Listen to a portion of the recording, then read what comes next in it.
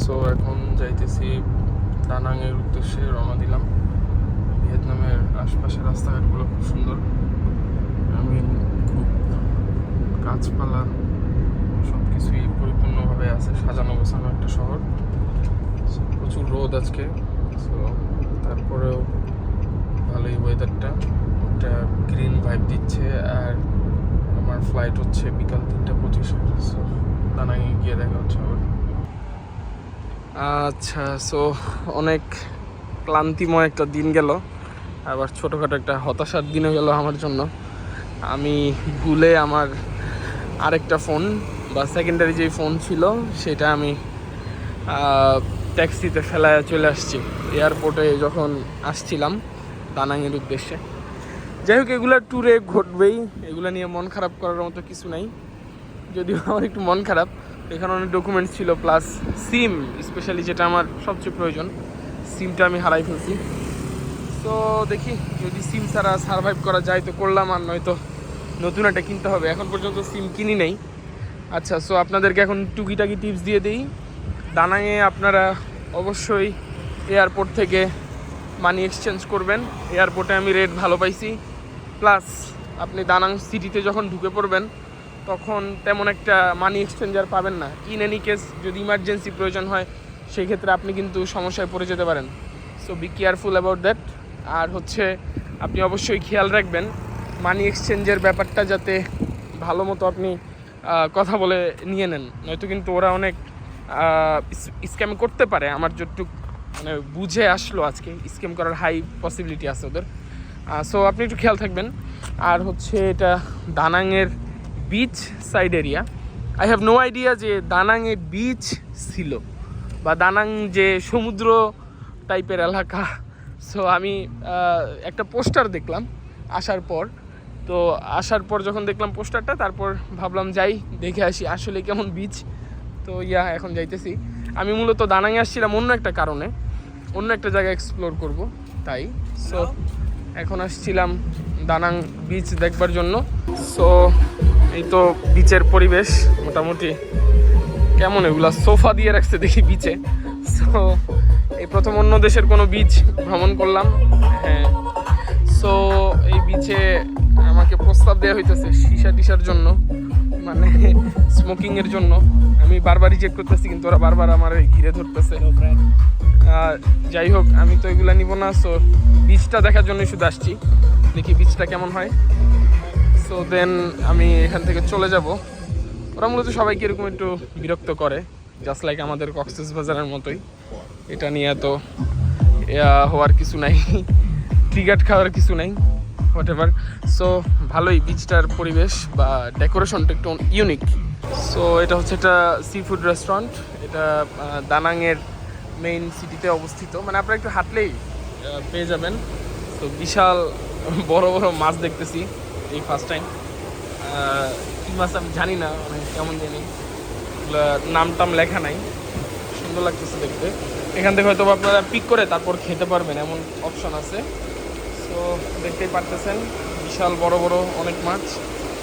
So কিছু মাছ আবার মারাও গেছে দেখতেছি, এই যে কাঁকড়া অনেকের ফেভারেট। আচ্ছা, এগুলার দাম দেখেন 8,500 টাকা আর কি, এই হিসাবে ধরেন আপনি 1,000 টাকাকে হিসাব করলে এই টাকাগুলোর হিসাব বের হয়ে যাবে। আমি আপনাদেরকে হিসাবের ব্যাপারটা বুঝাই দিব পরে। সো মাছের দাম অনেক হিসাব অনুযায়ী। মাছ দেখছেন এটা কি মাছ, ওরে বাবা, সাপের মতো। সো এই রেস্টুরেন্টে আসলাম খাওয়া দাওয়ার জন্য। এখানে আজকে রাত্রে ডিনারটা সারবো। এখানে নাকি ভালোই সি ফুড পাওয়া যায়, আর সেটাই দেখতেছি, মানে প্রচুর মানুষ। তো আমি কোনটা নিব বুঝতেছি না, সবগুলোর দামই অনেক বেশি লাগতেছে আমার কাছে, বা আমি মানে কোনটা যে মজা হবে এটা বুঝতেছি না অ্যাকচুয়ালি। মজা করে যদি না খাই তাহলে তো লস, এই কারণে একটু দেখে শুনে নিতে হচ্ছে। এখন ঘুরে ঘুরে দেখতেছি কোন টেবিলের খাবারটা সুন্দর, সেই টেবিলের খাবারটা অর্ডার করবো এটা ভাবছি। সো বাহিরেও বসার জায়গা আছে, আপনারা চাইলে বাহিরেও বসতে পারেন। আর এটার লোকেশনটা সেই দানাং সিটিতেই, বিচের ঠিক অপোজিটে। আপনারা যদি যান তাহলেই দেখতে পাবেন রেস্টুরেন্টটা। এটার নামটা হচ্ছে বি নি টু ফ্রেশ সি ফুড। ওকে, সো আপনারা অবশ্যই আসতে পারেন, এই রেস্টুরেন্টটা ভালোই।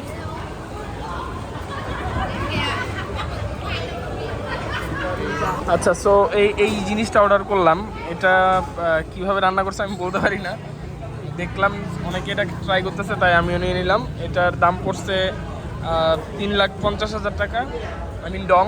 সো টাকায় কনভার্ট করলে 1600 টাকা 1700 টাকা আসছে। আসসালামু আলাইকুম, আজকে আর একটা সুন্দর শুভ সকাল সবাইকে। আজকে আসছি মানে বলা যায় ভিয়েতনামের অন্যতম আকর্ষণীয় একটা পর্যটন স্পট, এটার নাম হচ্ছে সান ওয়ার্ল্ড বানা হিলস। আই মিন বিশ্বাস করার মতো না, ওরা এমন কিছু একটা বানায় রাখছে এই জায়গায় যে আনবিলিভেবল, মানে এটা বুঝাই যায় না যে এত উপরে এমন একটা জিনিস আছে। সো আপনাদেরকে উপরে গিয়ে আরও বিস্তারিত দেখাবো। আপাতত আগে আমাদের টিকিট কাটতে হবে, এখানে এন্ট্রি টিকিট এই যে এখান থেকে কাটতে হয়। সো আমি এখন এদিকে টিকিট কাটতে যাচ্ছি। ফরেনারদের জন্য আলাদা টিকিট লাইন, যারা দেশি তাদের জন্য আলাদা টিকিট লাইন। ওকে, সো এটাই হচ্ছে সেই সান ওয়ার্ল্ড বানা হিলসের এন্ট্রি পয়েন্ট। তো বিশাল বড় সিরিয়াল ধরে প্রবেশ করতে হবে, মানে এখানেও এজেন্সি থেকেই লোকজন আনা নেওয়া করে যতটুকু বুঝলাম। সবাই তো আর এটা চিনে না ওইভাবে, আর এটা অনেক দূরে, মোটামুটি ভালোই দূরে। সো আমরাও আসলাম এখানে। এখানে হচ্ছে আপনার এন্ট্রি টিকিট নিল আমার কাছে প্রায় 1 মিলিয়ন। দ্যাট মিনস কি বলবো, কত টাকা হিসাব করে বলতে হবে আর কি, টাকার হিসাবটা একটু জটিল। সো আমি হিসাব করে আপনাদেরকে সব ডিটেলসে জানাই দিব। ওকে, সো আমি যাত্রাটা শুরু করেছিলাম বেসিক্যালি আজকে আমার হোটেল থেকে। সো মূলত দানাংয়ে আসার প্ল্যানই ছিল আমার এই জায়গাটা ভিজিট করা, যেটার নাম সান ওয়ার্ল্ড বানা হিলস। আপনারা ইতিমধ্যে হয়তো বা জেনে গেছেন। সো এটা মূলত দানাং শহর থেকে প্রায় 2-2.5 ঘন্টার রাইড হবে। আপনারা চাইলে এজেন্সির মারফত আসতে পারেন বা নিজে নিজেও আসতে পারেন। তবে আমি আসার জন্য তেমন একটা বাস মাধ্যম পেলাম না। সো আমাকে হয় গ্র্যাব অর যে কোনো প্রাইভেট কার ছাড়া হচ্ছে আপনার এজেন্সি, এই 3 মাধ্যম ছাড়া আর কোনো মাধ্যম বোধহয় নাই আমার জানা মতো অ্যাটলিস্ট। সো আমি যেটা করলাম, গ্র্যাব একটা বুক করলাম, 480 টাকা নিল। সেই গ্র্যাব ড্রাইভারটা খুবই ভালো ছিল। তো সে আমাকে সম্পূর্ণ জায়গা ঘুরিয়ে ঘুরিয়ে দেখালো আসার পথে আর কি।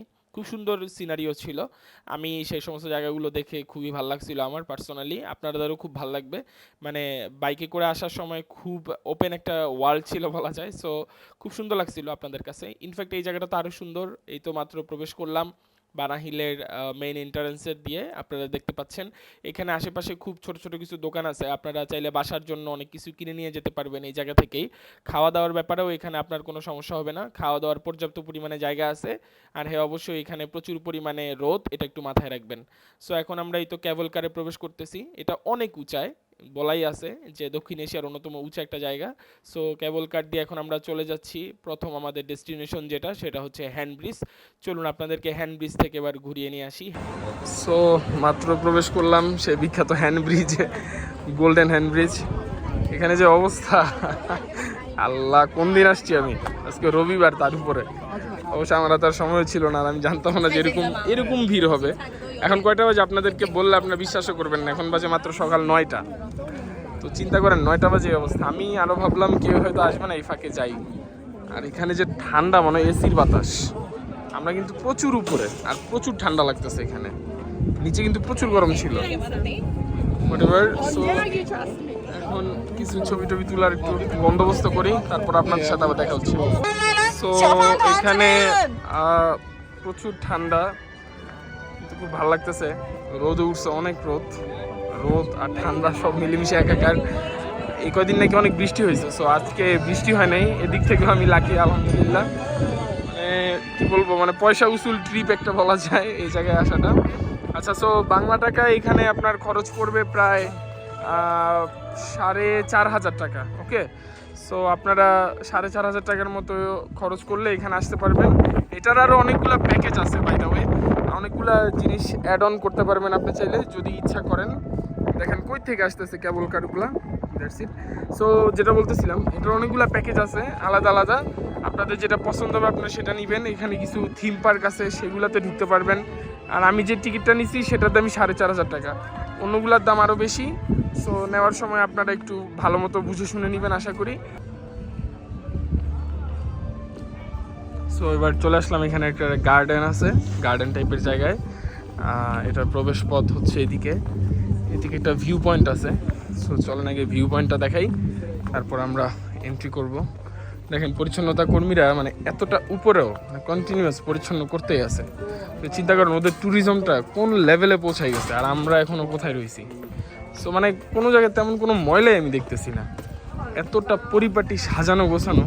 বাগানটা দেখেন জাস্ট, মানে আপনি বাগানেই থাকতে পারবেন প্রায় 1 ঘন্টার উপরে, এত সুন্দরভাবে বাগানটা সাজানো হয়েছে। সো এই জিনিসটা একটু খেয়াল করেন, ওরা কতটা নিখুঁত ওদের শিল্পকলার মধ্যে বা স্থাপত্য শৈলীর মধ্যে। এটা একটা পুতুল। সো এটা এগুলো কিন্তু সব রিয়েল গাছ, ভাইবেন না আর্টিফিশিয়াল কিছু। রিয়েল গাছগুলারে মানে এমনভাবে শেপে রাখছে বা কাটছে, যাই করছে হোয়াট এভার। সো এটা একটা মানে ড্রেস বানাই ফেলছে, গাছের ড্রেস। মানে ভাবলেই অবাক হইতে হয় কি থেকে কি বানাই ফেলছে। আর ভিতরে একটা মেইজ আছে, এই যে এটা হচ্ছে এটা সেই মেইজ। সো আপনারা চাইলে মেইজের মধ্যে যাইতে পারেন। আমি গেছিলাম, শেষ করতে পারি নাই, মানে মিলাইতে পারি না, বের হয়ে গেছি। সো পরে এই পুতুলটা ক্যাপচার করতে আসলাম। দেখেন জাস্ট কতটা সুন্দর হইতে পারে একটা স্থাপত্য শৈলী। আমি কি বলবো, এটারে কি দিয়ে বিশেষায়িত করবো বুঝতেছিও না। অনেক সুন্দর একটা আর্কিটেকচার বলতে পারি আমরা এটাকে। সো চলেন সামনের দিকে আগানো যাক। সো এবার যাচ্ছি সেই বহুল আকাঙ্ক্ষিত ফ্রেঞ্চ ভিলেজে। এই প্রথম বোধহয় কেউ ফ্রান্সে যাইতেছে কেবল কারে চড়ে। সো এটা একটা অন্যরকম অনুভূতি, ভিয়েতনাম থেকে ফ্রান্সে চলে আসতেছি। অ্যাকচুয়ালি এটা এই যতটুকু জানলাম এতক্ষণ যাবৎ, যে এটা হচ্ছে পূর্বে ফ্রান্স দ্বারা শাসিত হয়েছিল। সো ফ্রান্সদেরই একটা কলোনি গড়ে তোলার চেষ্টা করছে এই জায়গায়। এখানে আর কনস্ট্রাকশন হইতেছে, দেখেন কনস্ট্রাকশন মহাযজ্ঞ চলতেছে। যাই হোক, সো ফ্রেঞ্চ ভিলেজ থেকে গিয়ে আপনাদের সাথে আবার দেখা হচ্ছে। সো প্রবেশ করতেছি এখন ফ্রেঞ্চ ভিলেজে। মানে ফার্স্টে দেখে কেউ বিশ্বাসই করবে না যে এটা ভিয়েতনামে, বা এটা যে আসলে ফ্রান্স না, এটাও কেউ বিশ্বাস হয়তো করবে না। জাস্ট লুক, মানে সব এখানে কৃষ্টি কালচার বা স্থাপত্য যে সমস্ত আইটেমসগুলাই দেখতেছেন, বিল্ডিং দেখতেছেন, সবই মূলত ফ্রান্সের যেরকম হয় একদমই সেম টু সেম করার চেষ্টা করছে। আপনারা দেখতে পারতেছেন এটিএম বুথ থেকে শুরু করে সবই আছে এই জায়গায় ফ্রান্সের আদলে। এটা হচ্ছে গিয়ার মরিং, এদিকে হচ্ছে আরেকটা ওয়াক্স হল, এদিকে হচ্ছে রোজ গার্ডেনে ওঠার জায়গা, ওটাতে একটু পরে যাব। অ্যাকচুয়ালি গার্ডেন আর দেখতে ভালো লাগতেছে না, মানে এত গার্ডেন দেখছি আজকে। সো এদিকে আবার একটু পার্টি হইতেছে। আচ্ছা, রবিবার বিধায় আর কি আজকে এত জমজমাট বা পার্টি ফার্টি এগুলো হচ্ছে, অন্যান্য দিন নাকি এগুলো হয় না আর কি। তো আসলে একটু পার্টি উপভোগ করি।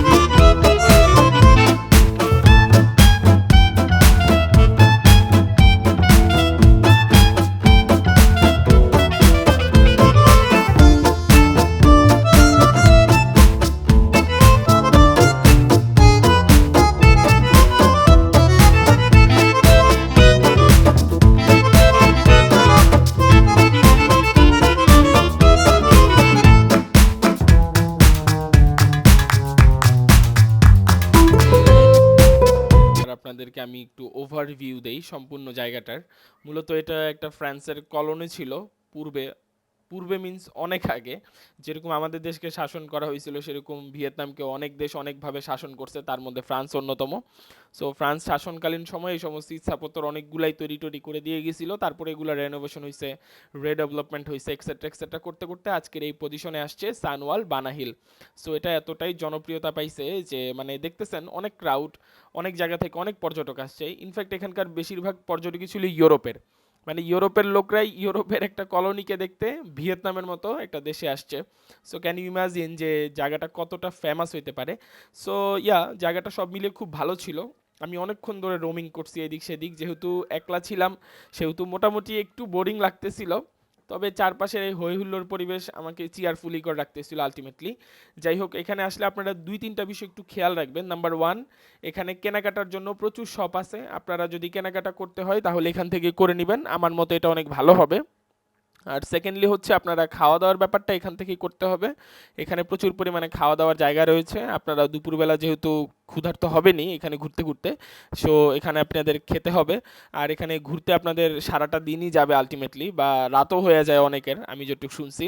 আর হচ্ছে 3 নাম্বার যে ব্যাপারটা আমি সবচেয়ে বেশি করে বলবো সেটা হচ্ছে এখানে কিন্তু অনেকের শ্বাসকষ্ট হইতে দেখছি আমি। ইনফ্যাক্ট আমি এই জায়গায় ভয়েস ওভার দিছিলাম ওই প্রেজেন্টের লোকেশনেই, কিন্তু আমার ভয়েসটা অত ভালো আসে নাই, কারণ হচ্ছে আমারও মোটামুটি শ্বাস প্রশ্বাস অনুভূত হচ্ছিল।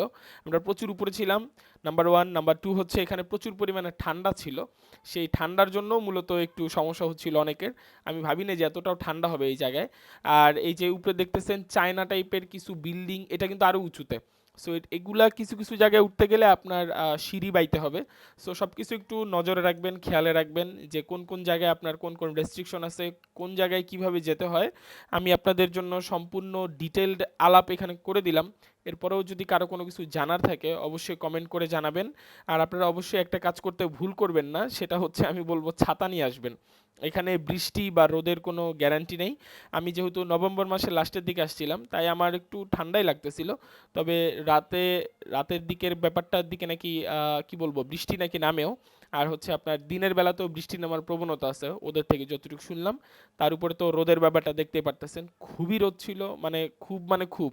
সো রোদ থেকে বাঁচতে হইলেও আপনারা ছাতা নিয়ে আসবেন। এই যে বাম দিকে যে রোডটা চলে গেছে এটা মূলত এই চায়না বাড়ি ঘরগুলোয় যাওয়ার জন্য। আর এখানে কিছু আগেকার দিনের গাড়ি ডেমনস্ট্রেশন করে রাখছে, চাইলে আপনারা এগুলোতে ছবি টবি তুলতে পারেন। সামনে আপনারা চলে যাবেন আরেকটা স্টেজ পারফর্মের জায়গার মতো অঞ্চলে, সেইখানে আপনাদের আরও একটা স্টেজ পারফরমেন্স দেখানো হবে, আমি একটু পরে আপনাদেরকে সেটা দেখাবো।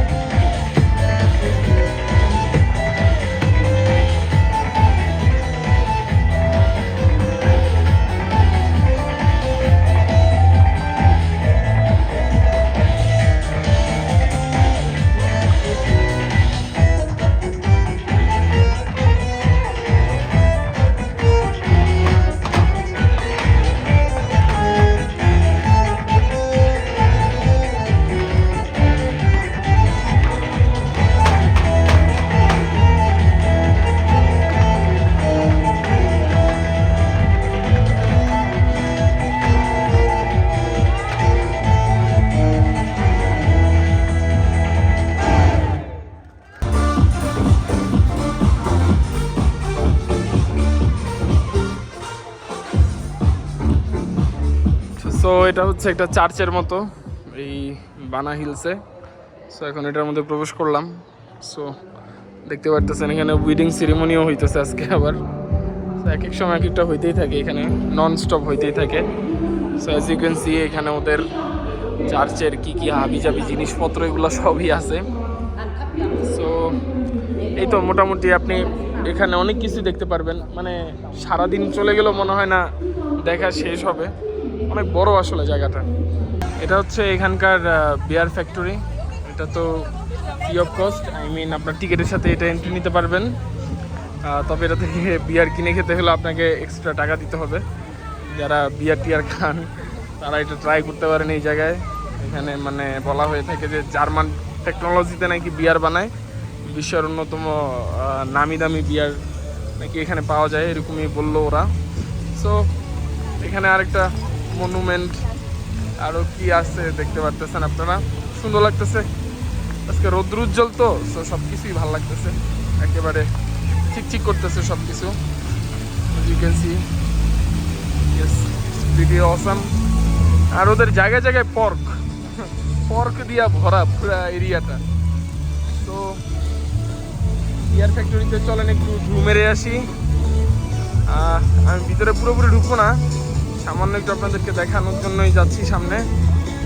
So yes, here it is.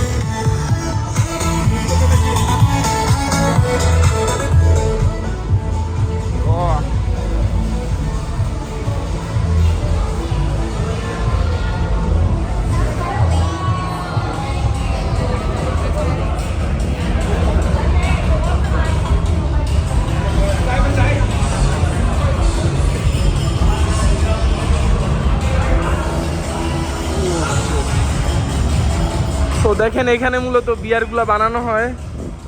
এই যে কত বড় বড়, এগুলো তো দেখতেই কেমন লাগতেছে, প্রচুর গন্ধ, মানে গন্ধ না স্মেল বলবো বুঝতেছি না, মানে আমার কাছে গন্ধই লাগতেছে। তো নিচের দিকে একটু যাওয়া যাক।